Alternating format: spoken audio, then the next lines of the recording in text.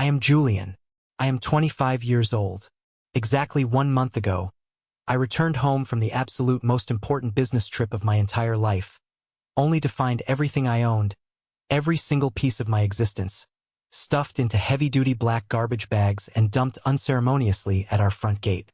My dad stood there on the driveway, his arms crossed over his chest, his eyes completely devoid of warmth or paternal affection. He looked at me, a son who had done nothing but try to earn his love, and he said, "You are 25. Get out now. You are a burden to this family." I stood there on the pavement, my heart pounding violently against my ribs, while my older brother smirked right beside him, completely enjoying the humiliation. They threw me away like actual trash in broad daylight, right in front of our neighbors. But there is one thing they did not know. The flashy new tech company my family was betting their entire financial future on had a fatal structural flaw, and the corporate executive who was quietly acquiring all of their toxic debt was me. And now, after throwing me into the street and treating me like dirt, they are desperately blowing up my phone, begging for a lifeline. Before I tell you exactly what happened and how I dismantled their perfect little world, hit that like button if you believe in absolute justice.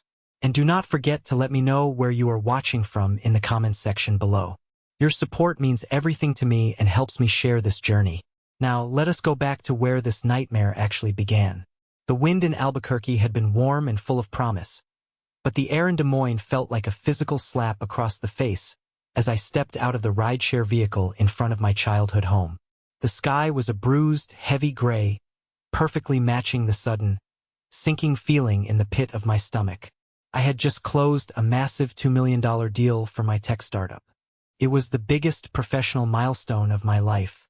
My boss had patted me on the back, promised a massive promotion, and for the first time in my 25 years on this earth, I felt like I was actually worth something. I felt like a winner. I had stopped at an upscale boutique near the Albuquerque hotel before my flight back to Iowa. Sitting in the passenger seat of the car, and now clutched carefully in my hands, were 3 beautifully wrapped boxes.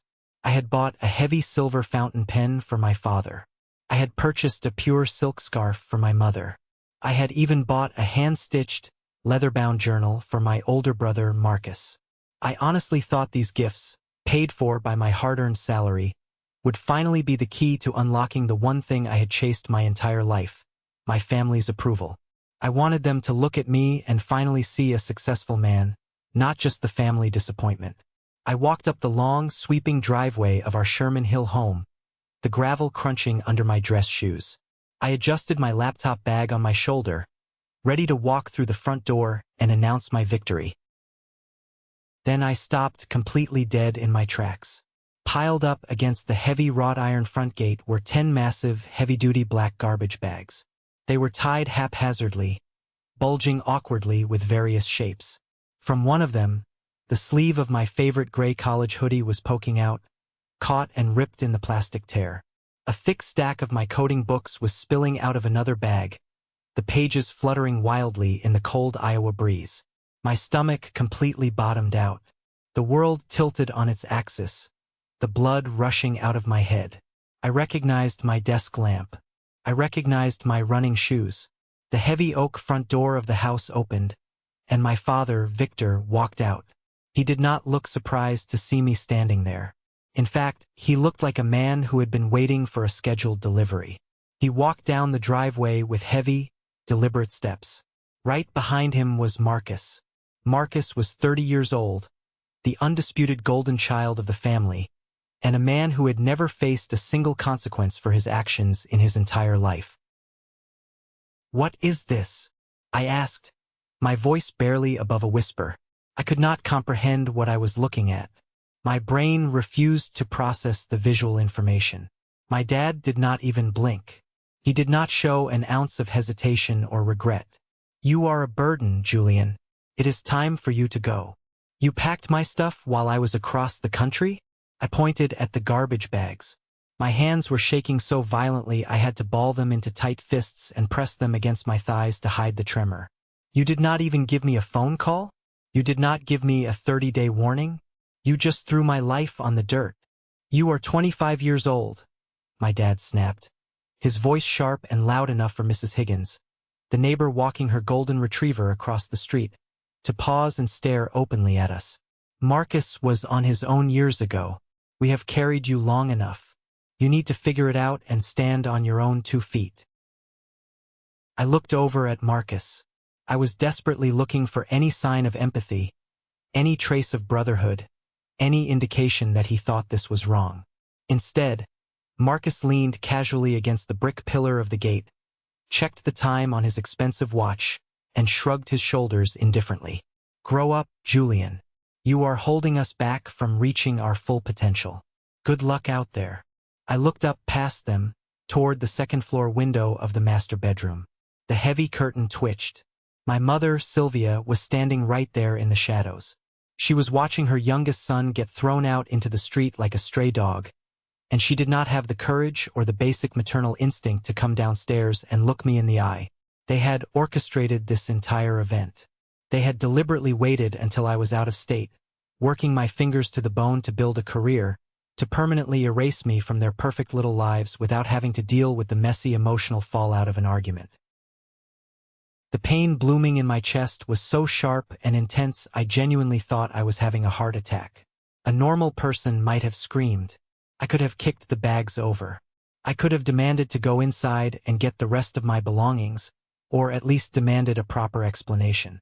But as I looked at my father's cold, calculating eyes and my brother's arrogant, punchable smirk, something deep inside of me just snapped cleanly in half. The lifelong desperation to be loved, the pathetic need to prove myself to people who despised me, completely evaporated. It was replaced by a terrifying, crystal-clear calmness.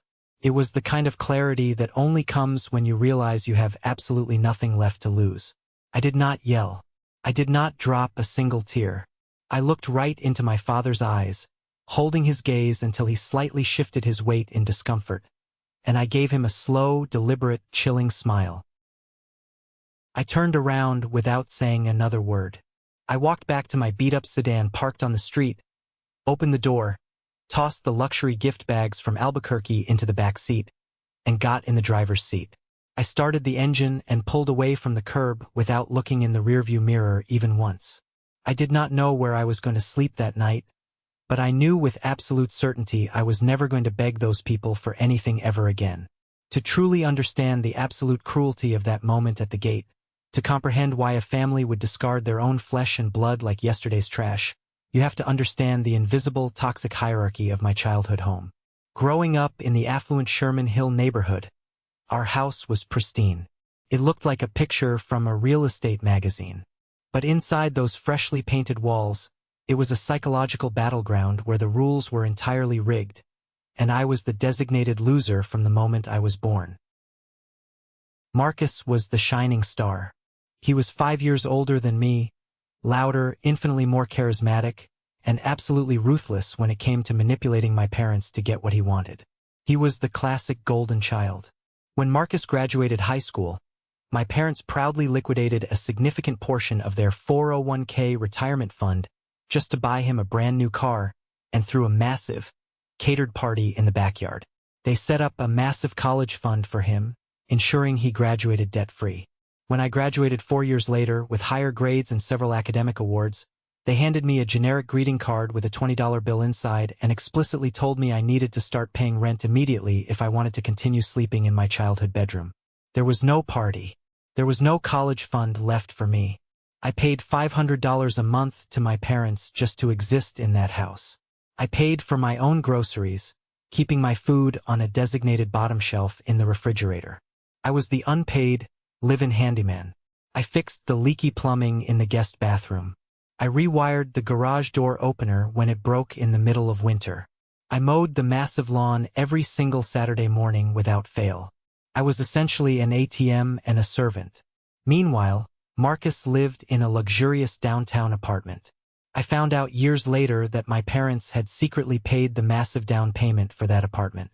When I accidentally discovered the bank statements and confronted my father, he simply waved me off and called it a necessary investment in Marcus's boundless potential. I chose a very different path from my brother. I loved coding, I loved the quiet, undeniable logic of computers, where inputs always matched outputs, unlike the chaotic, conditional love of my family. I took a job as a junior developer at a small, scrappy tech startup in the East Village instead of pursuing a traditional corporate firm. To my family, this was the ultimate embarrassment. I was a massive failure because I did not wear a tailored suit to work and did not have a fancy, recognizable job title to brag about at their country club dinners. I remember our Thanksgiving dinner last year vividly. It is burned into my memory as the exact moment I realized how deeply they despised my existence.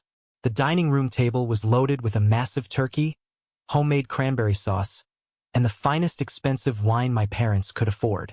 Marcus held court at the head of the table, talking loudly and aggressively about a revolutionary new app he was developing. He used a lot of flashy buzzwords: venture capital, scalability, blockchain integration, angel investors. It sounded incredibly impressive to my parents until you realized he had absolutely no actual working prototype and could not write a single line of code himself. He was just selling hot air and grand illusions. "That is my boy," my dad had said, raising his crystal wine glass, his eyes shining with absolute, unfiltered adoration. "Marcus is going to change the entire tech industry. We are looking at the next major CEO." I sat silently at the far end of the table, cutting my meat quietly, trying to make myself as small as possible. But a foolish part of me still wanted to participate in the family. "I actually just optimized our main search algorithm at work this week," I offered tentatively, hoping to share a small piece of my own professional life. "It increased our user retention by 20%. My boss was really impressed and is letting me lead the new client pitch." My mother, Sylvia, sighed. It was a heavy, dramatic, long-suffering sound. She deliberately set her expensive silver fork down on her porcelain plate. "Julian, please. We are trying to have a nice, elegant holiday dinner. Absolutely no one here wants to hear about your little computer hobbies or your struggling little office. Your brother is talking about building a real career and a real empire." I gripped my linen napkin under the table until my knuckles turned completely white. I swallowed the thick, painful lump in my throat and stayed completely silent for the rest of the night. That was my designated role in the family dynamic. The shadow, the ghost, the audience member for Marcus's grand play. But at work, I was definitely not a ghost. Our startup was desperately racing against a much larger, incredibly well-funded rival company, and every single day in the office was an absolute sprint. I worked 50, sometimes 60 hours a week. I thrived in the high-pressure chaos. However, there was a guy named Derek on my development team. Derek was a smooth talker, a corporate snake very much like Marcus, who constantly tried to take credit for my late-night coding sessions. He would aggressively swoop into board meetings and present my data analysis as his own brilliant ideas. But my boss, a tough, highly experienced, no-nonsense guy named Greg, saw right through Derek's polished act. Greg pulled me aside into his office one Tuesday afternoon, closing the glass door behind him. "Julian," Greg said, handing me a massive, heavy file folder filled with financial projections. "We have a critical make-or-break pitch in Albuquerque next week. If we land this specific client, the company is completely set for the next 5 years. We will secure our Series B funding. I do not want Derek talking to them. He is all flash and no substance. I want you in that room. You built the back-end architecture from scratch. You know the code better than anyone. You go to New Mexico and you sell it." I was absolutely ecstatic. I went home that night vibrating with nervous energy and pride.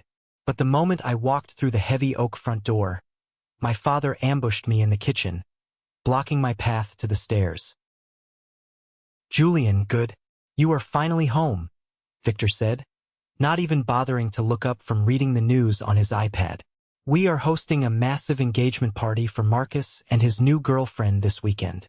The catering company just backed out due to an emergency. I need you to stay home, set up the massive event tents in the backyard, handle the industrial grill, and manage the drink station.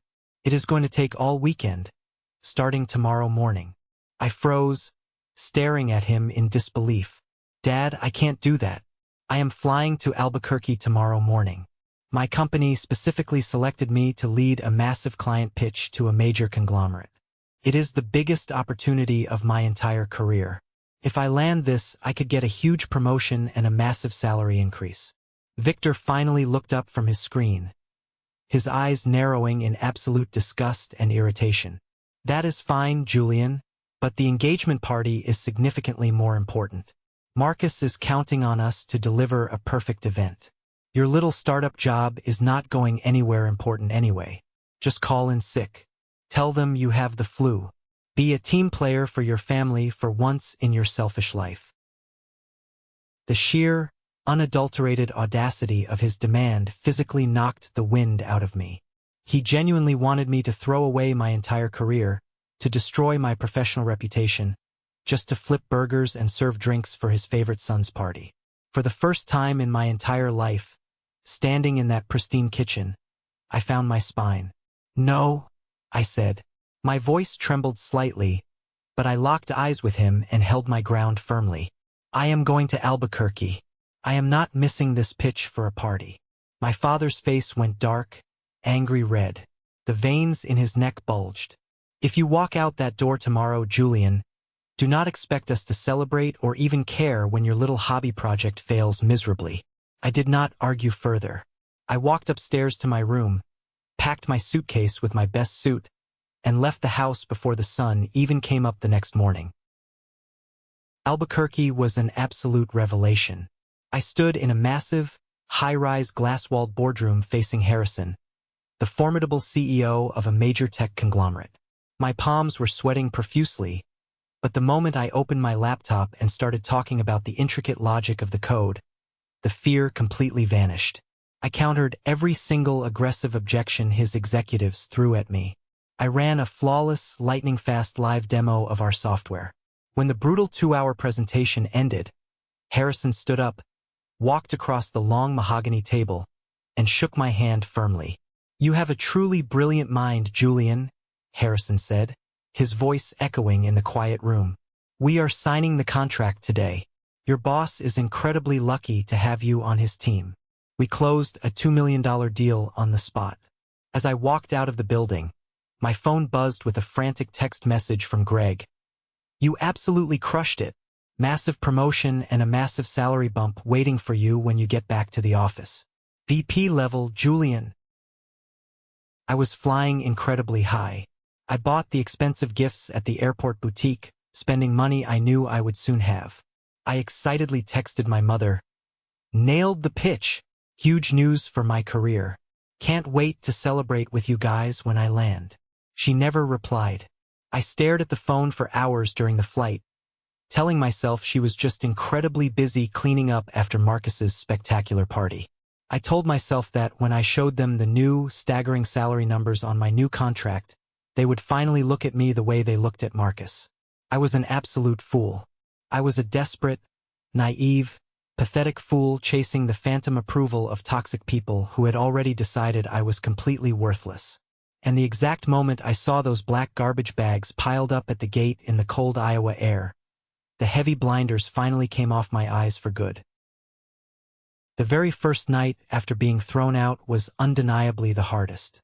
I drove aimlessly around the dark, quiet streets of Des Moines with absolutely no destination in mind, my tires humming a depressing rhythm on the cold asphalt. My entire life, 25 years of existence, was packed into 10 cheap plastic bags sitting in the trunk and the back seat of my sedan. I eventually parked behind a glowing, 24-hour Walmart on the edge of town, the harsh neon lights casting long shadows across the dashboard. I sat there, my hands still gripping the steering wheel so tightly they ached. The silence inside the car was physically suffocating. I pulled out my phone, scrolling past the completely empty message threads from my parents and Marcus, and called Nolan, my best friend from my college days. He picked up on the second ring, sounding sleepy. When I choked out the humiliating words, "They kicked me out, Nolan. My stuff is in garbage bags in a Walmart parking lot." Nolan did not ask a single probing question. He did not ask what I did wrong. He just read me his address and told me the door was unlocked. I slept on Nolan's incredibly cramped, lumpy living room sofa for an entire agonizing week. The physical and psychological toll of the family betrayal was immense. I woke up every single morning with a tight, aching chest, my eyes burning from unshed tears, forcing myself to put on a wrinkled suit and drive to the office to pretend my entire world had not just violently imploded. At work, my new official title was Vice President of Development, but inside, I felt like an absolute fraud, a homeless imposter playing dress-up. Clara, a brilliant, fiercely observant, and deeply kind data analyst on my team, noticed my downward spiral immediately. I was staring blankly at a complex string of code on my monitor one rainy Wednesday afternoon, my mind thousands of miles away, when she gently dropped a fresh, steaming cup of coffee on my desk. "You are wearing the exact same blue tie you wore on Monday and Tuesday, Julian," Clara said softly, pulling up an empty chair and sitting down next to me. "And you look like you haven't slept more than 2 hours in a decade. You are shaking. Talk to me right now." I looked at her kind eyes, and the dam just broke. I broke down right there in the open plan office and told her everything in a hushed, trembling voice. The gate, the harsh words, the garbage bags, the Walmart parking lot, sleeping on the terrible sofa. Clara did not offer me hollow, useless pity. She did not give me platitudes about family. She immediately pulled up her laptop, opened a dozen browser tabs, and started relentlessly searching real estate rental listings. By the end of her lunch break, she had found me a tiny, run-down studio apartment in a highly questionable, noisy neighborhood on the other side of the city. The monthly rent was cheap, but the landlord demanded first month, last month, and a heavy security deposit up front due to my lack of recent rental history. Handing over that cashier's check completely drained the last $2,000 I had in my emergency savings account. My new high salary had not kicked in yet. I was completely broke. I moved into the apartment on a gloomy Saturday afternoon. I had absolutely no furniture. No bed, just a cheap, leaky air mattress I bought at a discount store. I bought a single frying pan, a cheap plastic spatula, and a pack of plastic forks from the dollar store down the street. I lived exclusively on instant ramen noodles and canned black beans, meticulously tracking every single penny I spent on a complex Excel spreadsheet.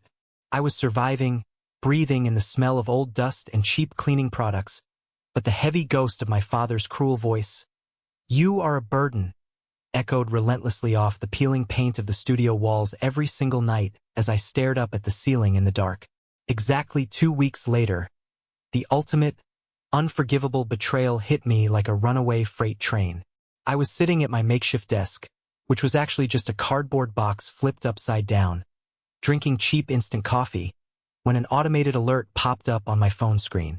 It was an email notification from a local luxury real estate website I had absent-mindedly subscribed to months ago when I was idly dreaming of eventually buying a nice place of my own. It was a new listing for a house in Sherman Hill. My house, the family home. The massive red banner across the top of the main photo read, "Sold over asking price. Exclusive all-cash offer. Closed." My heart completely stopped beating in my chest. The air left my lungs. I clicked the link, my hands shaking so violently I actually dropped my phone onto the hard wooden floor. I scrambled to pick it up and read the detailed description. The house was gone. Sold to a wealthy out-of-state developer for $750,000. Here is the crucial context you absolutely need to understand to grasp the magnitude of this crime. That house was not just my parents' property to sell. It originally belonged to my late grandfather. Before he passed away, right after his funeral, his lawyer gathered us to read an ironclad will. The legal document explicitly stated that the house was a generational asset. If the house was ever sold, the equity was legally required to be split equally into 3 portions, between my parents, Marcus, and me. That house was my legal inheritance. It was my financial safety net. It was my future. I immediately called Fiona, the high-end local real estate agent whose smiling, overly tanned face was plastered all over the listing. She had known my family for over 20 years and had attended my grandfather's funeral. "Fiona, it is Julian Price," I said, my voice dangerously calm, the kind of calm that precedes a massive explosion. I just saw the listing online. What the hell is going on? Oh, Julian, honey? Fiona stammered, her cheerful professional tone completely vanishing, replaced by deep, awkward discomfort. I honestly assumed you knew all about this. We closed the deal 3 days ago. Your parents were in such a massive, desperate rush to liquidate the property. The buyers offered a full cash buyout, and they jumped on it. Why the desperate rush, Fiona? I demanded, my knuckles turning completely white as I gripped the phone, pacing the small confines of my studio. Fiona hesitated, lowering her voice as if she was afraid someone was listening. Julian, your dad told me they needed the massive capital injection immediately. They used a huge chunk of the money right away to buy Marcus a brand new, fully loaded Porsche 911 for his 30th birthday last week, and the rest of the hundreds of thousands went straight into a corporate account to fund Marcus's new tech startup company. I am so terribly sorry, Julian. I wouldn't have processed it, but your dad showed me the legal paperwork. He said you had officially signed away your legal rights to the equity last year to help support your brother's dream. The room violently spun around me, while rose in my throat. I had never, ever signed away anything. I had never seen a legal document regarding the house since the funeral. My parents had deliberately, maliciously forged my signature on a legal quitclaim deed. They had committed actual, felony real estate fraud to steal my grandfather's inheritance from me, just so they could buy their golden, arrogant child a luxury sports car and fund a fake, doomed company. The horrible truth clicked into place. They kicked me out not to teach me a harsh lesson about independence, not because I was actually a burden. They kicked me out to get me out of the house, to remove me from the premises, so they could sell the property right under my nose, forge the legal documents, and steal my money without me noticing the real estate agents walking through the hallways. I hung up the phone on Fiona and stared blankly at the stained wall. The sheer, sociopathic scale of their manipulation was absolutely breathtaking.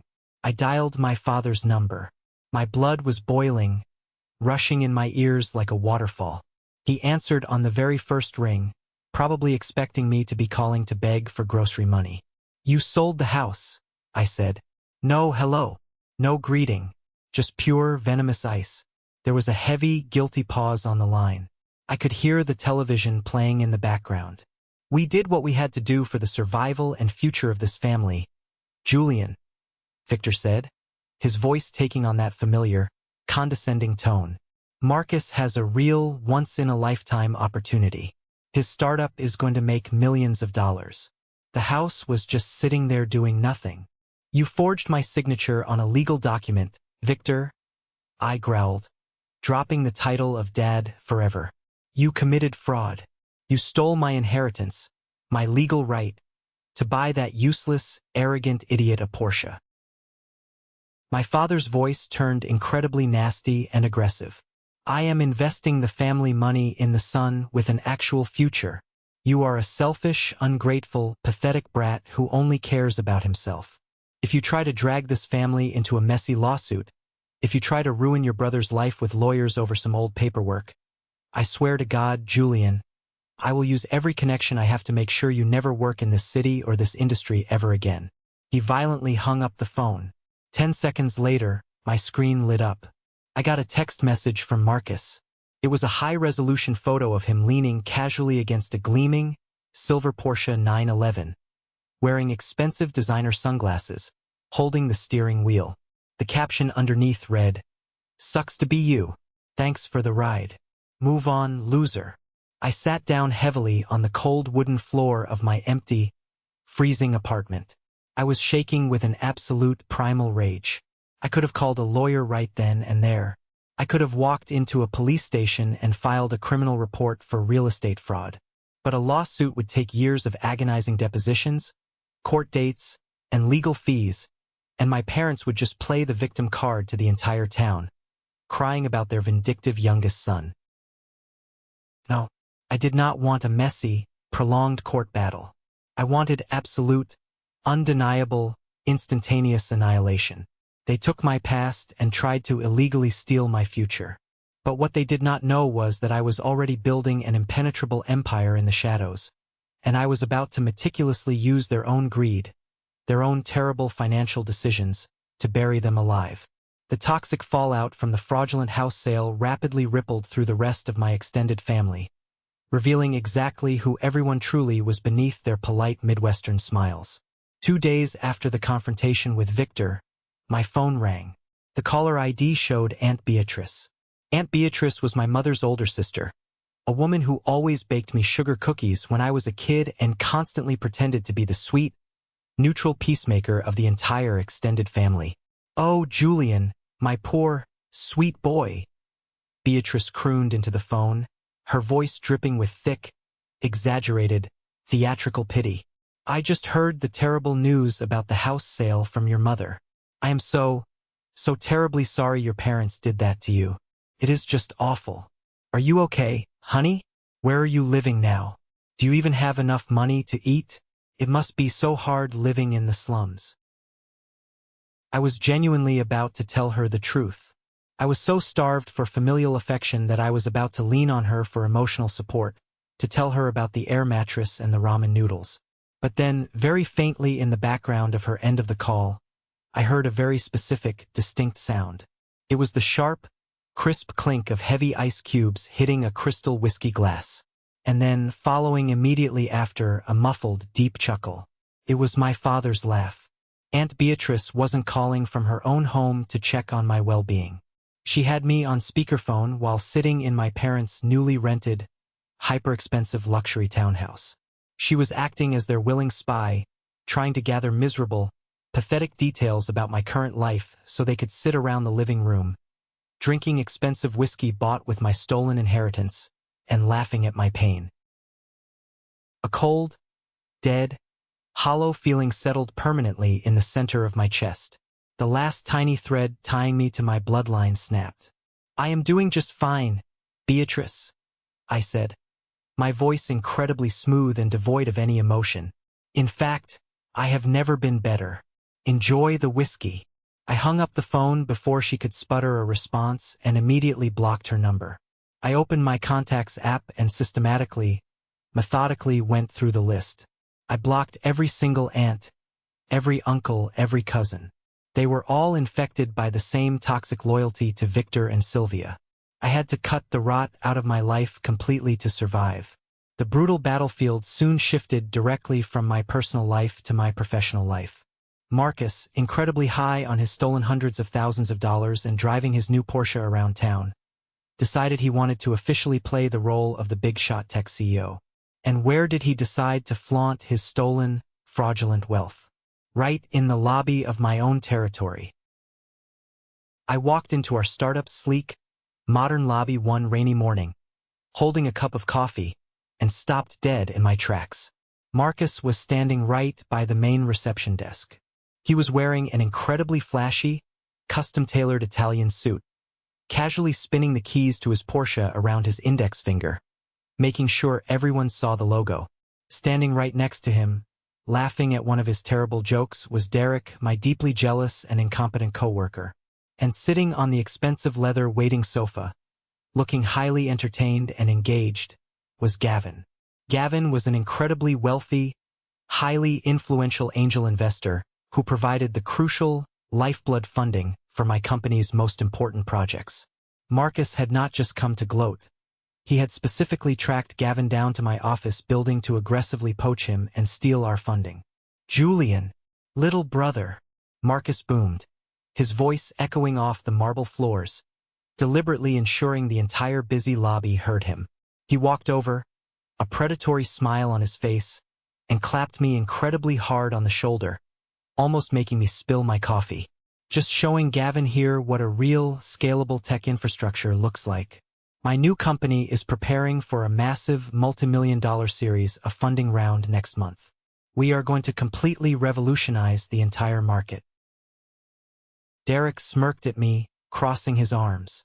"Yeah, Julian, Marcus was just telling us how your back-end algorithms are a bit outdated and slow. He is offering Gavin a highly exclusive, ground-floor equity stake in his new venture. You should probably take notes. They were actively trying to publicly humiliate me and steal my company's financial backing in one aggressive, coordinated move. Marcus was utilizing my grandfather's stolen inheritance money to project the grand illusion of massive success, and Derek was eagerly enabling him just to ruin my career out of sheer spite. I looked at Gavin.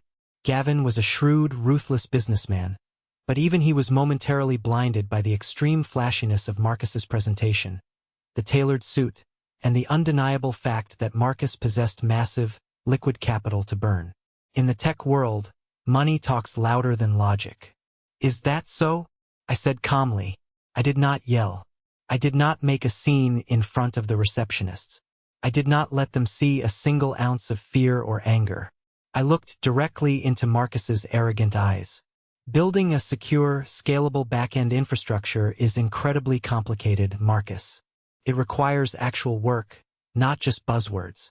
I truly hope your lead developers know exactly what they are doing, because the market does not forgive sloppy code. Marcus openly scoffed, rolling his eyes. I hired the absolute best in the state with my capital. We launched the global beta in exactly 2 months. Try to keep up. See you around, kid. They walked out through the revolving glass doors, Derek looking incredibly smug and victorious. But they had made a massive, fatal miscalculation. They assumed I would crack under the immense pressure, that I would throw a tantrum or quit. Instead, I went back to my desk, put on my heavy noise-canceling headphones, locked out the entire world, and went to absolute war. For the next 3 grueling months, I practically lived at the office. Clara brought me takeout meals and forced me to drink water. Nolan checked in on me constantly, making sure I was sleeping at least a few hours. I funneled all my agonizing pain, all my burning rage, and all the soul-crushing betrayal into the lines of code on my screen. I was not just building an app update anymore. I was meticulously crafting a high-tech weapon. I completely rewrote our platform to be 10 times faster, infinitely more secure, and significantly cheaper to operate than anything Marcus and his team of hired mercenaries could ever dream of producing. My obsessive, relentless work did not go unnoticed. Harrison, the powerful CEO of the conglomerate I had successfully pitched to in Albuquerque, officially acquired our startup in a massive buyout. He recognized the sheer, undeniable brilliance of the architecture I had built. The day the acquisition was finalized, he called me into his massive, mahogany-paneled corner office on a Friday afternoon. "Julian, sit down," Harrison said, pouring 2 glasses of expensive sparkling water. He looked at me with deep respect. "Your new code is single-handedly dominating the entire market sector. You have financially destroyed 3 of our largest competitors this quarter alone. Your algorithms are flawless. Effective immediately, I am officially promoting you to Vice President of Special Acquisitions for the parent company. Your new salary and massive stock options will reflect this new authority." I looked down at the physical number printed on the legal contract he pushed across the heavy mahogany desk. It was life-changing. It was the kind of astronomical money that bought absolute, untouchable freedom.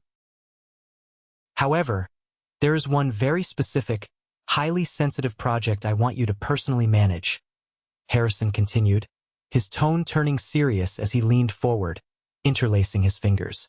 "There is a local tech startup that arrogantly tried to compete with us in the local sector. They burned through over $1 million of what appears to be questionable family money. Their highly publicized global beta launch completely crashed and burned yesterday due to catastrophic server failures. Their investors, including a man named Gavin, are fleeing in absolute panic. The company is completely bankrupt, facing multiple lawsuits, and the founders are drowning in massive, unrecoverable personal debt. We are currently in the process of buying up all of their toxic financial assets, their patents, and their debt for pennies on the dollar to liquidate them." Harrison slid a thick, red file folder across the desk. I slowly opened it.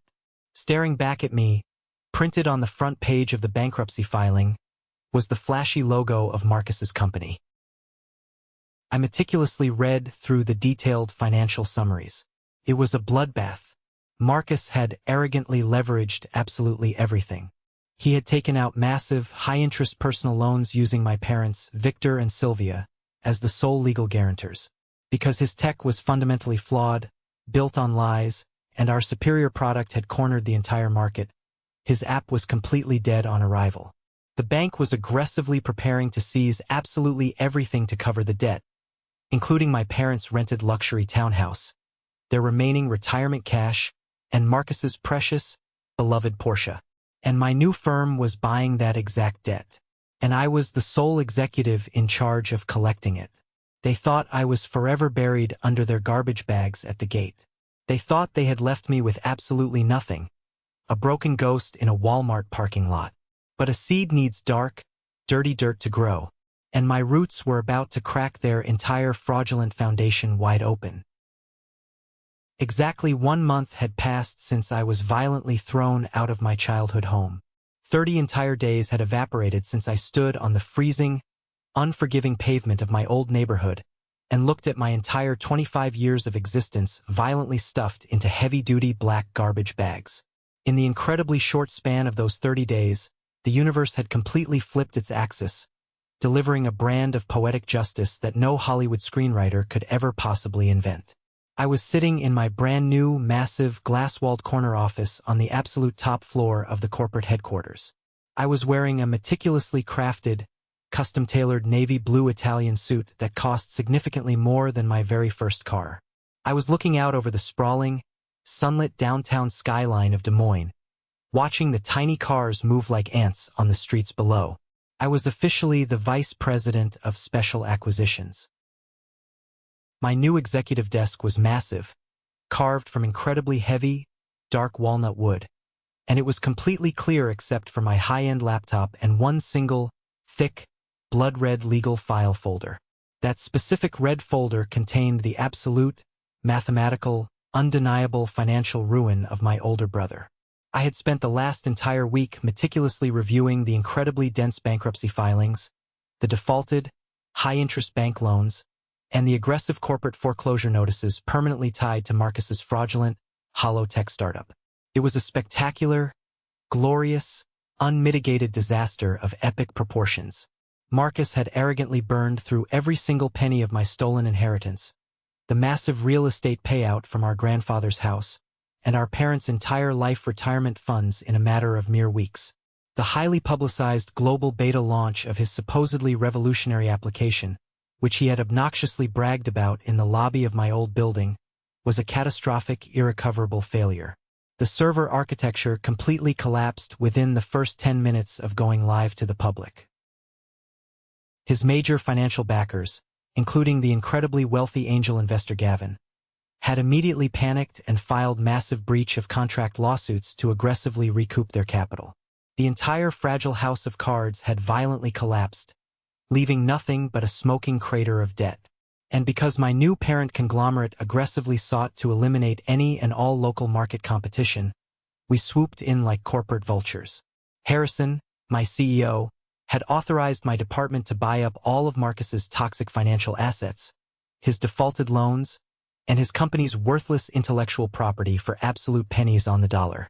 As I sat there in my luxurious leather chair, meticulously reviewing the final corporate liquidation strategy, my personal cell phone, resting quietly next to my sleek wireless keyboard, suddenly vibrated against the polished wood.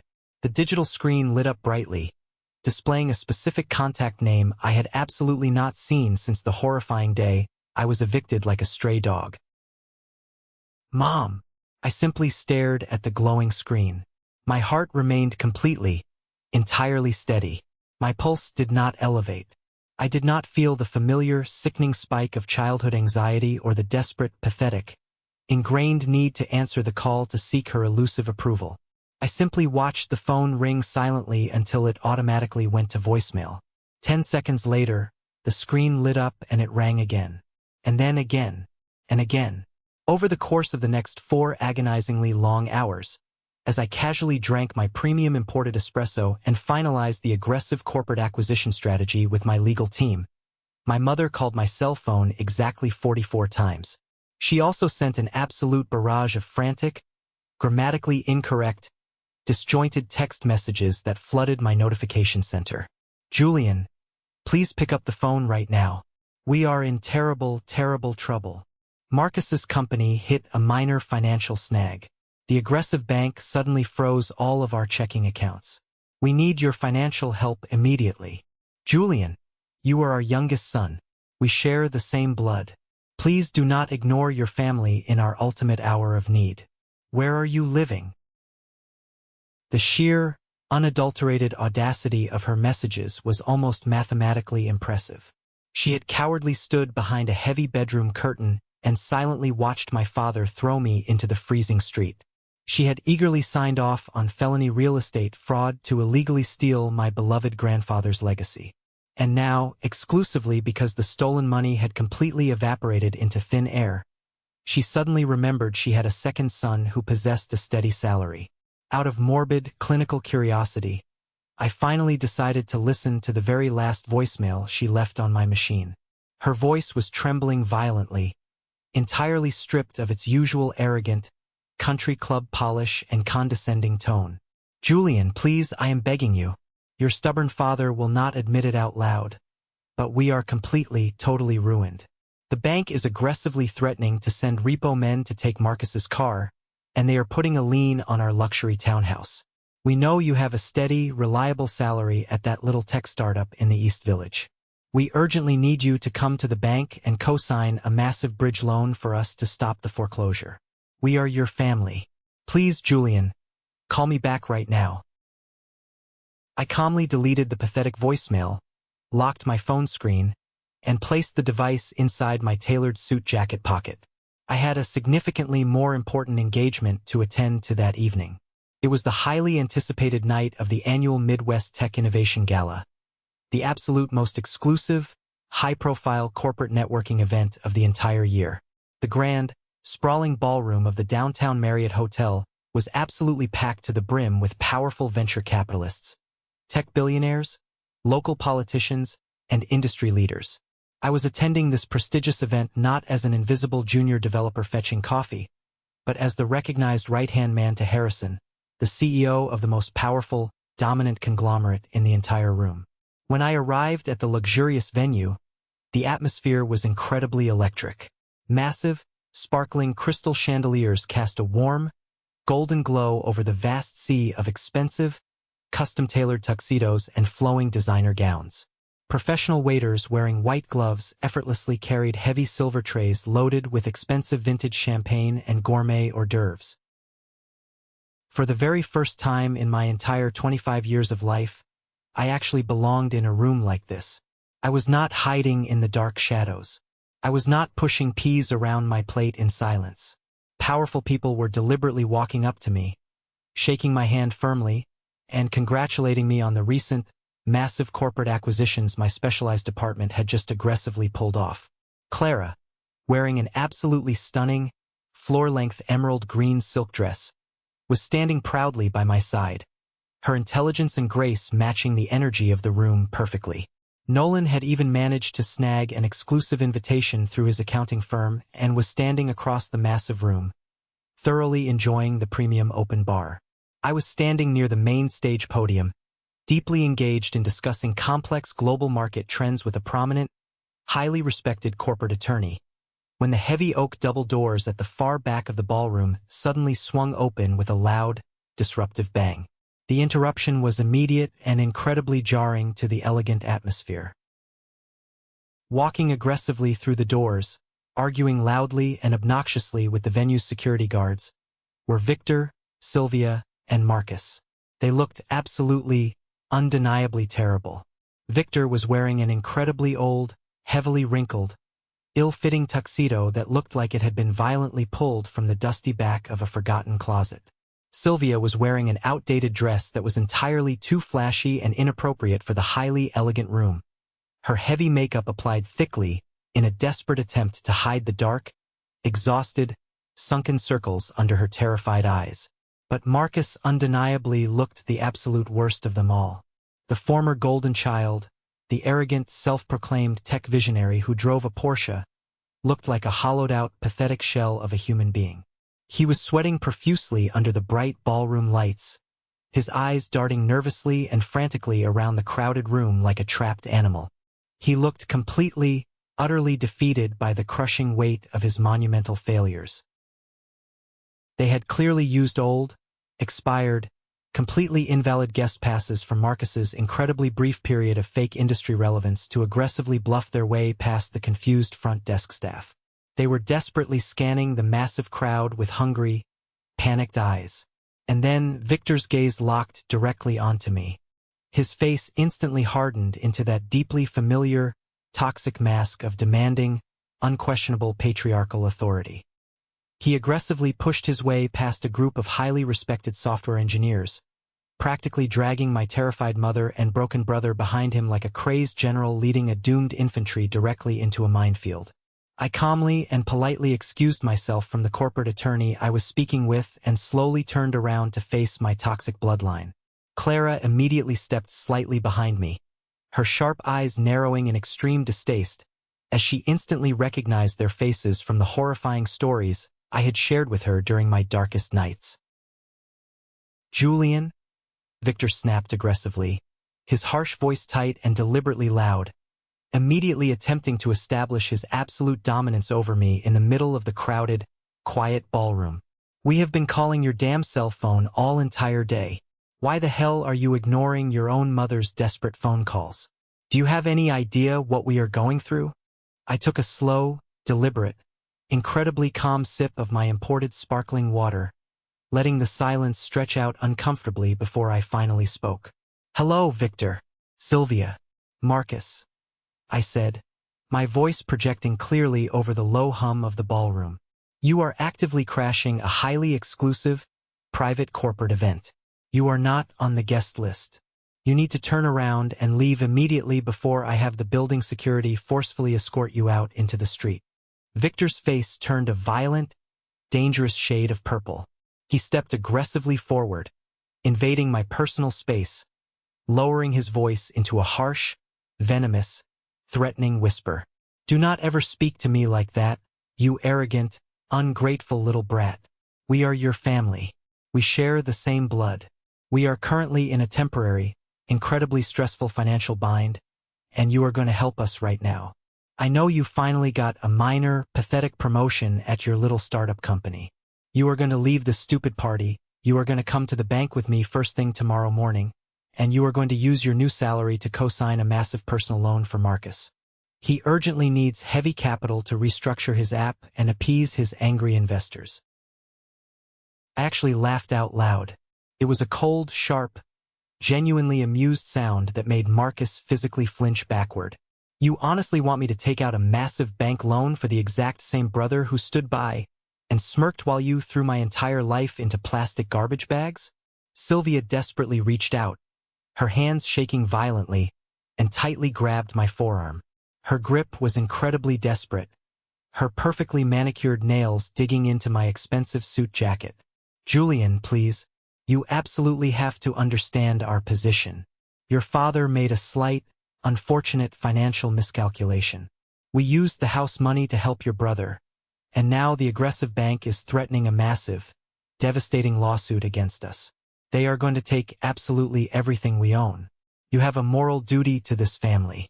You are our beloved son.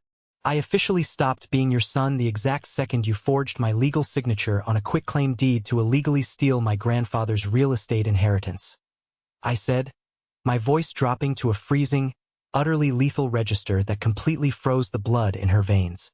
"I know exactly how you sold the Sherman Hill house behind my back. I know you committed federal real estate fraud to buy Marcus a useless sports car." Victor visibly panicked, his arrogant facade cracking rapidly as his eyes darted around the quiet room to see if any of the surrounding executives were listening to my accusations. "Keep your damn voice down, Julian," he hissed, genuine fear finally entering his eyes. "That was a legal gray area. It was family money. You have absolutely no solid proof of any wrongdoing, and no respectable attorney would ever take that ridiculous case. Now stop throwing a pathetic childhood tantrum and act like a real man. You are going to help us financially, or I swear to God I will loudly ruin your professional reputation in this room tonight." He was still desperately trying to bully me. He honestly, truly believed he still held the ultimate power in our dynamic. He thought I was still the terrified, submissive 25-year-old kid living in his dark shadow, desperate for a single crumb of his paternal approval. He had absolutely no idea that he had just aggressively walked directly into a massive, steel-jawed corporate trap of his own making. "You are going to ruin my professional reputation?" I asked, a slow, incredibly dangerous, predatory smile spreading across my face. I looked directly over Victor's shoulder and made deliberate, sustained eye contact with Harrison, who was standing confidently near the main stage podium, watching the entire interaction. Harrison gave me a brief, sharp, highly approving nod. "Victor," I said softly, stepping closer to my father so he could hear every single devastating syllable clearly over the ambient noise. "You do not have the power to ruin anything anymore, because you do not own anything anymore. Not your house, not your car, not even your own massive debt." Before Victor could even begin to process the crushing weight of my ominous words, the massive, state-of-the-art ballroom speakers loudly crackled to life. A profound, respectful hush instantly fell over the entire massive crowd of elites as the bright, piercing stage spotlights illuminated the main mahogany podium. Harrison, looking like absolute, untouchable corporate royalty in his bespoke tuxedo, tapped the microphone twice to command attention. "Ladies and gentlemen, distinguished corporate guests, and esteemed industry partners," Harrison's incredibly deep, authoritative voice echoed flawlessly through the massive room. "Thank you so much for joining us tonight to celebrate a phenomenal year of unprecedented, record-breaking financial growth. Tonight, before we commence the dinner service, I have the distinct honor and incredible privilege of making two massive, highly anticipated announcements regarding the aggressive future expansion of our corporate conglomerate." Victor angrily crossed his arms over his chest, glaring at me with pure, unadulterated hatred. "I do not care about some boring, long-winded corporate speech from your boss, Julian. We are leaving this ridiculous party right now, and you are coming with us to figure out this disastrous bank situation.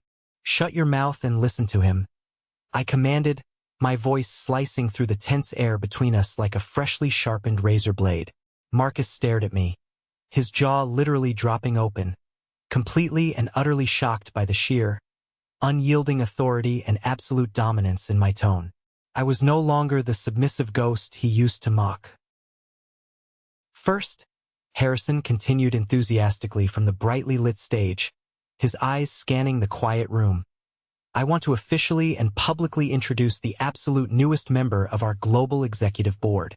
He is the brilliant, unmatched architectural genius behind our incredibly successful new global software infrastructure that has completely revolutionized the market. He is a young man of unparalleled, visionary talent and absolute, terrifying operational ruthlessness.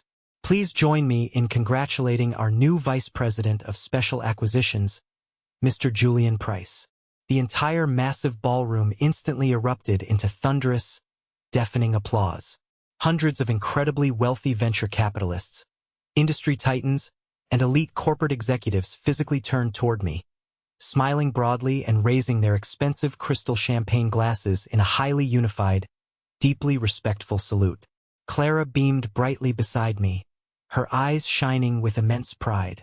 The remaining color completely and instantly drained from Victor's arrogant face, leaving him looking like a terrified ghost.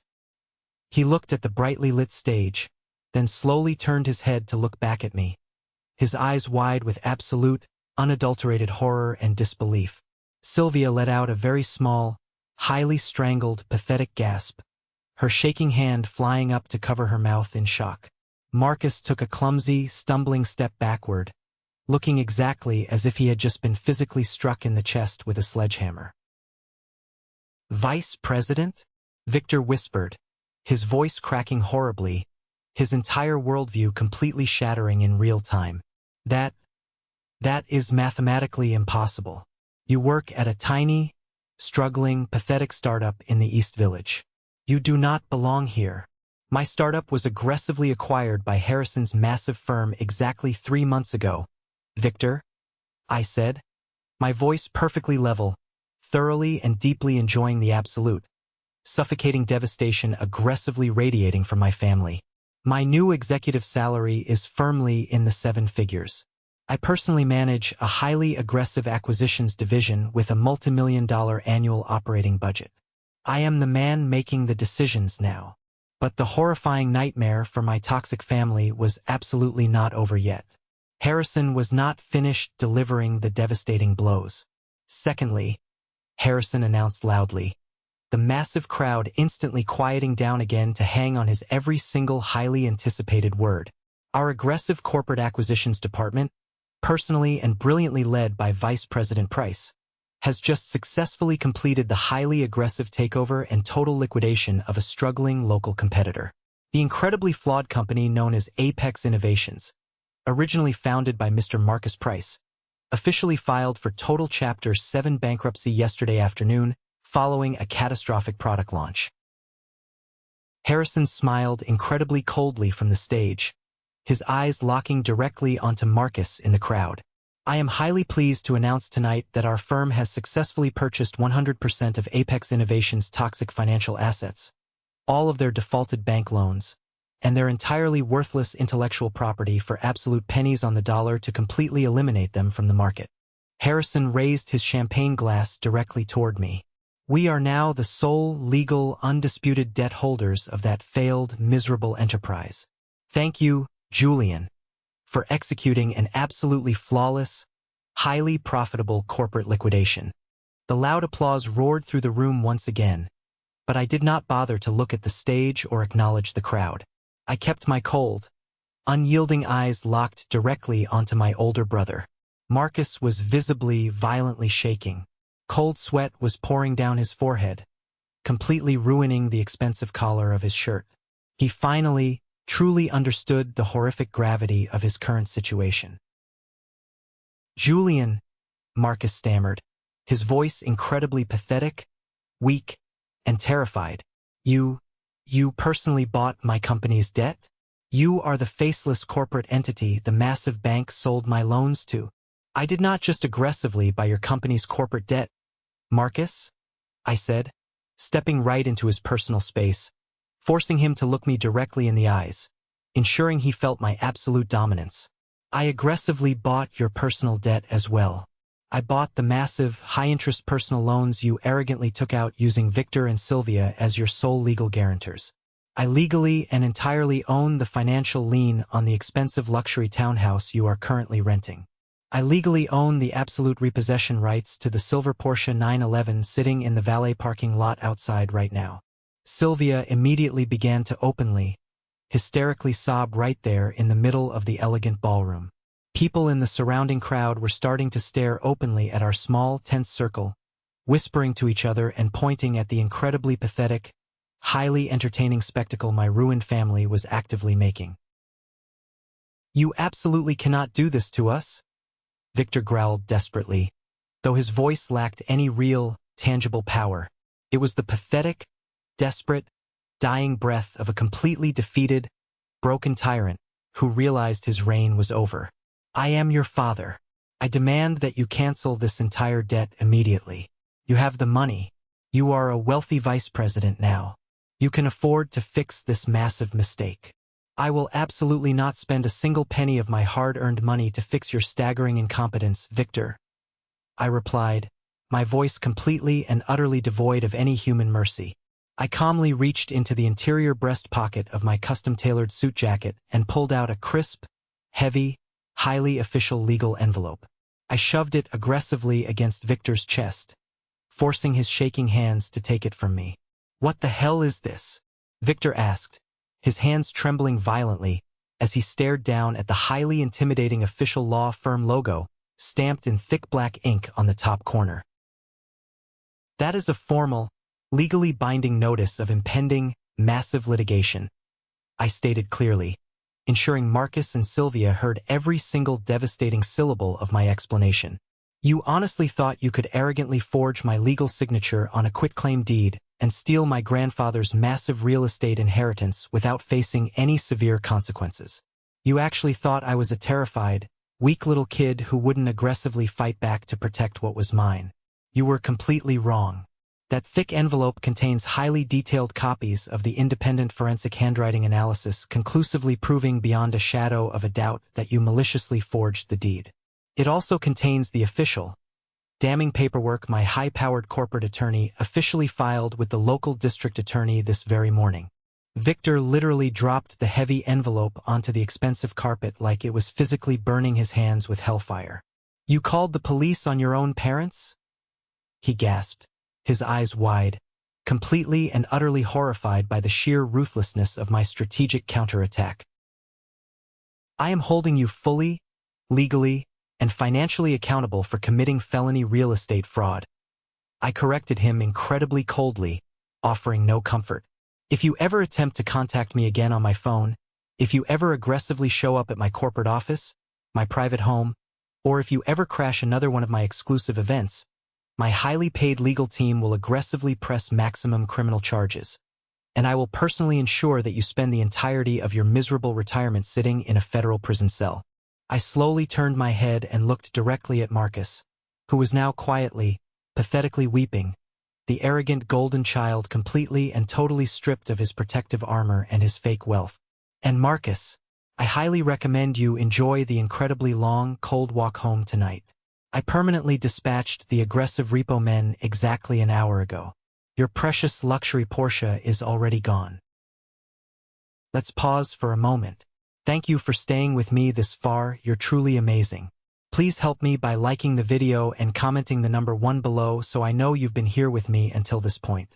This not only helps more people discover this story, but also lets me know that my experiences mean something to someone. Your support is the greatest motivation for me to keep sharing the rest of this journey. The incredibly heavy silence that immediately followed my devastating declaration was absolute, profound, and utterly suffocating for them.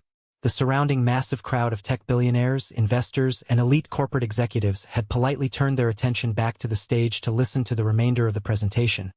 But the invisible, highly pressurized bubble surrounding me and my former toxic family felt completely devoid of oxygen. Sylvia completely and totally broke down in front of everyone. The carefully constructed, decades-long facade of the elegant, wealthy, superior matriarch completely shattered into a million irreparable pieces right before my very eyes. She lunged forward with surprising speed, her expensive mascara running heavily down her pale cheeks in dark, ugly, pathetic streaks, and she desperately tried to grab both of my hands to physically anchor herself to my immense new wealth. "Julian, please, my sweet baby boy, please listen to me," she wailed loudly, her voice thick with absolute panic and genuine, primal terror regarding her impending poverty. "We are your blood. We are your only family. We lovingly raised you from a child. You absolutely cannot leave us with nothing in the streets. We will be completely homeless. The terrifying authorities will put your father in a federal jail. Please, I am begging you on my knees in front of all these people. Please forgive us. We made a terrible, terrible mistake. Marcus is so incredibly sorry. We are all so incredibly sorry. I did not pull my hands away aggressively to cause a scene, but I incredibly firmly and coldly detached her desperate, clawing grip from my skin. I looked deeply at her, actively searching my own soul for any lingering shred of human sympathy, any residual, pathetic trace of the little boy who used to desperately seek her maternal approval and affection. There was absolutely nothing there. My emotional well was completely, undeniably dry. The fire had burned out. "You did not make a simple mistake, Sylvia," I said quietly, deliberately using her first name to permanently sever the final, pathetic maternal tie binding us. "A mistake is forgetting to pay a utility bill on time. A mistake is accidentally burning a Thanksgiving dinner. You deliberately sat behind a heavy curtain and silently watched your husband throw my entire life into black garbage bags. You actively and maliciously participated in a highly coordinated conspiracy to forge legal documents and steal my grandfather's college fund and my rightful inheritance. You did it entirely because you fundamentally believed I was completely worthless, and you genuinely believed Marcus was an untouchable king." I slowly turned my freezing, incredibly cold gaze directly to Marcus. He was staring blankly at the patterned carpet floor, his broad shoulders deeply hunched, looking incredibly small, weak, and pathetic in his ruined, sweat-stained, tailored suit. "Well, look at your precious king right now. He is an absolute, undeniable fraud who arrogantly burned through hundreds of thousands of dollars of stolen money exclusively because he was entirely too lazy and stupid to learn how to write a single line of actual, functional code." Victor desperately tried one last, incredibly pathetic tactic to regain control of the narrative. He tried to aggressively invoke his rapidly fading patriarchal authority. "You listen to me right now, boy," he growled, aggressively pointing a violently shaking finger directly at my face. "If you walk away from us right now tonight, if you actually execute these ridiculous legal threats against your own parents, you are completely dead to me forever. You will absolutely never be welcomed back into this family's loving embrace. You will die entirely alone, completely isolated from your bloodline." I genuinely smiled. It was a completely relaxed, incredibly peaceful smile born from absolute victory. "Victor, you already killed the loving son you are desperately trying to talk to. You brutally killed him the exact moment you maliciously threw his belongings on the driveway like trash. The powerful man standing in front of you right now is the incredibly wealthy vice president who entirely owns your massive debt." I calmly reached into my interior pocket one final time, pulled out a sleek, highly minimalist black business card, and casually flicked it onto the carpet directly at Victor's expensive shoes. "That is the direct contact information for the absolute best, most ruthless bankruptcy attorney in the entire state," I said, casually adjusting my expensive silk cuffs. "I highly suggest you call his office first thing tomorrow morning. You are absolutely going to need him to legally handle the aggressive liquidation of your remaining pathetic assets. We are completely, permanently done here. You are just toxic trash that I have chosen to leave at the gate." I deliberately turned my back on them. I did not bother to look over my shoulder even once as I confidently walked away. Clara immediately linked her arm through mine, her physical presence an incredibly warm, highly solid anchor in the chaotic emotional aftermath of the brutal confrontation. Together, we walked calmly toward the highly exclusive VIP section of the massive ballroom, permanently leaving Victor, Sylvia, and Marcus standing completely isolated and terrified in the middle of the massive crowd, drowning entirely in the catastrophic, life-ruining consequences of their own boundless, sociopathic greed. The immediate, brutal financial fallout over the course of the next 6 months was absolute and utterly merciless. I did not have to lift another physical finger or exert any more emotional energy to destroy them. The incredibly brutal, unfeeling machinery of massive corporate debt collection and the unforgiving federal legal system handled absolutely everything automatically on my behalf. The aggressive corporate bank immediately and successfully foreclosed on their expensive luxury townhouse, kicking them out onto the street. With my highly aggressive corporate legal team constantly breathing down their terrified necks regarding the undeniable forged quitclaim deed and the severe real estate fraud charges, Victor and Sylvia were forcefully compelled to completely and totally liquidate their remaining, meager retirement accounts just to desperately settle the massive civil lawsuit out of court to simply avoid serving actual, hard prison time. They were completely stripped down to their absolute bare financial bones. The sheer financial pressure completely shattered their toxic marriage, leading to a bitter, terrifyingly hostile divorce where they fought relentlessly over the last remaining scraps of their shattered dignity, threatening each other with endless lawsuits over the remaining useless assets. Through the inevitable, highly active gossip grapevine of my former hometown, the miserable, deeply pathetic details of their incredibly harsh new reality occasionally reached my ears. Following their messy divorce, Victor had been forced to move into a tiny, incredibly dilapidated, unbelievably cheap rental apartment in a highly dangerous, crime-ridden neighborhood on the far outskirts of Des Moines. Victor, a deeply arrogant man who once aggressively prided himself on his expensive country club membership and his collection of premium whiskey, was now working full-time as a night shift security guard at a local, freezing industrial warehouse just to desperately afford basic groceries to survive. Sylvia, who used to constantly mock my lack of a high-paying corporate career, was now humiliatingly bagging grocery items at a local discount grocery store, her massive ego and pride completely and utterly obliterated by poverty. As for Marcus, the beloved golden child spectacular, highly public fall from grace was the absolute talk of the entire local tech industry. His professional reputation was completely, permanently ruined beyond repair. Absolutely no reputable tech firm in the country would ever hire a man who completely bankrupted a massive company through sheer, unadulterated incompetence and highly publicized financial fraud. The very last update I heard, the brilliant, self-proclaimed tech visionary was working 40 grueling hours a week as a basic barista at a massive chain coffee shop, wearing a bright green apron, desperately struggling to slowly pay off the massive, crippling, inescapable IRS tax penalties he had foolishly incurred. His precious, beloved Porsche 911 had been swiftly auctioned off by my aggressive acquisitions department to recoup a tiny fraction of his massive toxic debt.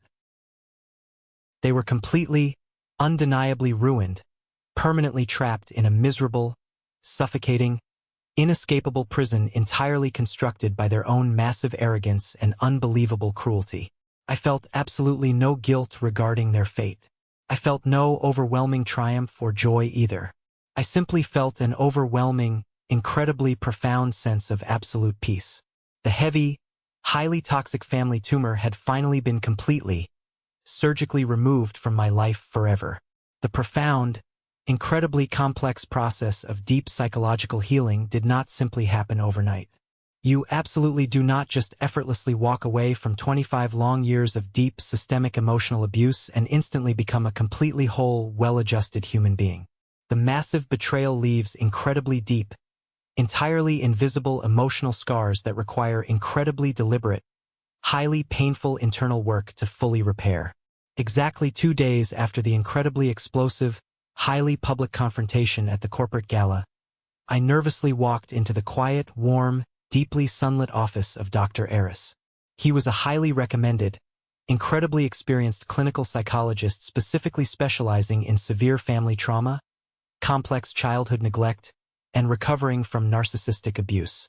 I sat down heavily on his comfortable leather couch and, for the very first time in my entire adult life, I poured out absolutely everything that had ever happened to me. I told him in excruciating detail about the black garbage bags, the constant, debilitating comparison to Marcus, the illegally stolen real estate inheritance, and the incredibly heavy, soul-crushing, entirely illogical guilt I still inexplicably felt for finally standing up for myself and inadvertently destroying them financially. Dr. Aris was an incredibly calm, deeply insightful, highly professional man. He listened quietly and intensely, taking meticulous, detailed notes on his legal pad. When I finally finished speaking, completely and utterly exhausted from the emotional purge, he looked at me with deep, genuine empathy. "Julian," Dr. Aris said, his voice incredibly gentle but undeniably firm, "you absolutely did not destroy your family. They entirely destroyed themselves through their own actions. They actively handed you the matches, they aggressively poured the gasoline all over their own lives, and they explicitly demanded that you strike the flint.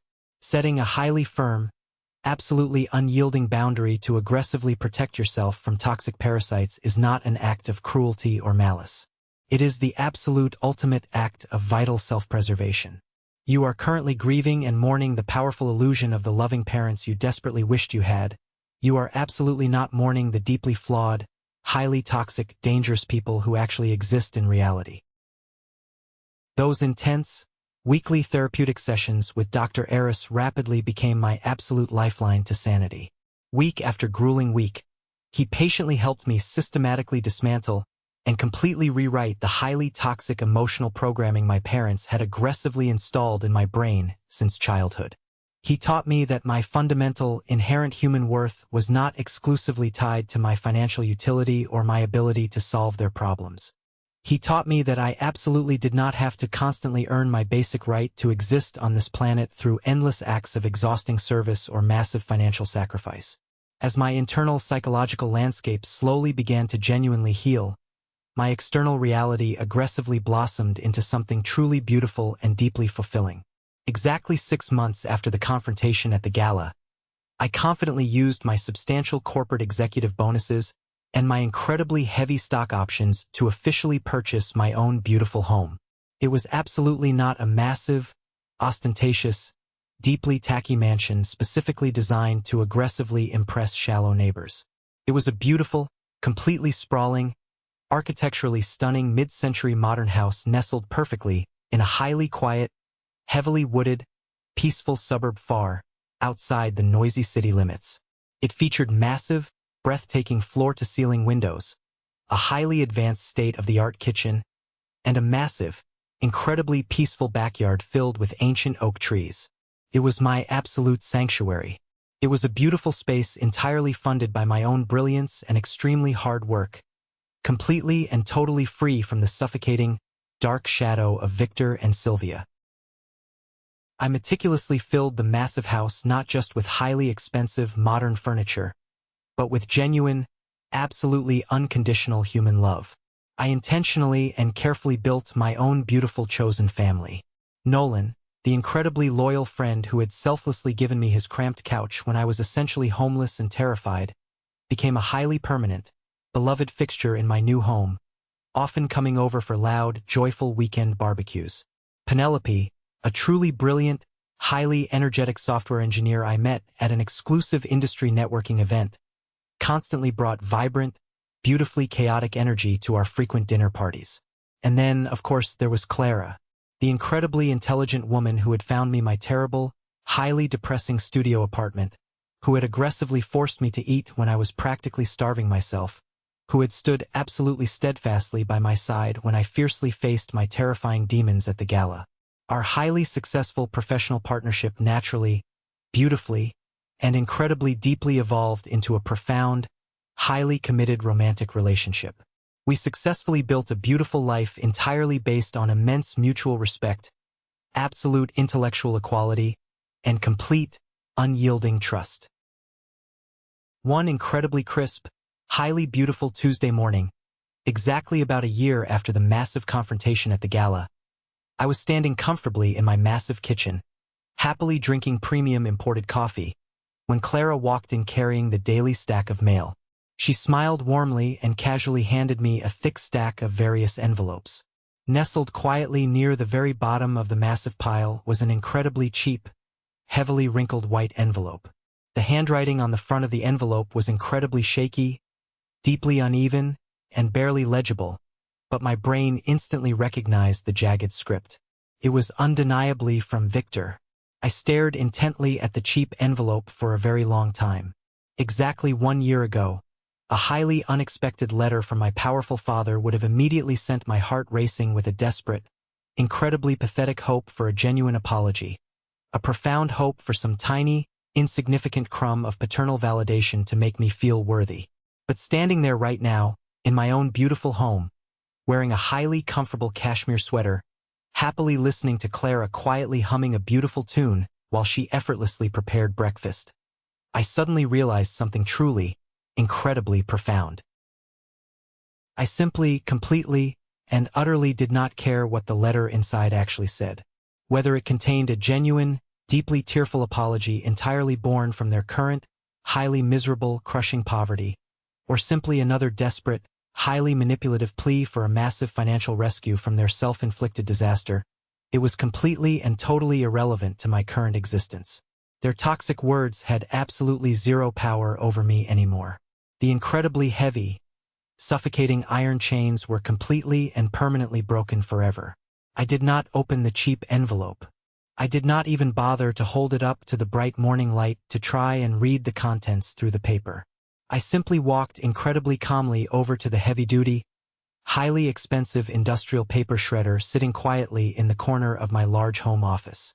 I casually turned the powerful machine on, the heavy motor instantly humming loudly to life, and I calmly fed the entirely unopened letter directly into the incredibly sharp, spinning steel blades. I watched with absolute, total, profound emotional detachment as my father's desperate words were violently, aggressively shredded into tiny, completely illegible strips of worthless confetti. I calmly turned the powerful machine off, walked smoothly back into the sunlit kitchen, gently wrapped my arms around Clara from behind, and softly kissed the very top of her head. I was finally, truly, absolutely free from my past. The absolute greatest, most satisfying revenge I ever achieved in my entire life was absolutely not acquiring their massive toxic debt, or aggressively taking the luxury Porsche, or fiercely exposing their massive real estate fraud to the authorities. The ultimate, absolute, profound victory was successfully achieving total, profound, unwavering emotional indifference toward the deeply toxic people who actively tried to completely destroy me. True, lasting independence is absolutely not just about the massive amount of money resting in your bank account, the highly impressive, intimidating title painted on your office door, or the impressive square footage of your massive house. It is the absolute, unshakable, deeply profound realization that your fundamental, inherent human value is completely defined entirely by you and nobody else. You absolutely do not need the highly conditional permission, the toxic validation, or the incredibly fake, conditional love of a highly abusive family to build a magnificent, incredibly beautiful life for yourself. You are the sole, absolute architect of your own magnificent destiny. Have you ever faced something incredibly similar with your own highly toxic, manipulative family members? Have you ever had to bravely cut deep, emotional ties to aggressively save your own sanity and protect your future? Share your story in the comments below, and don't forget to like and subscribe so you don't miss the next journey.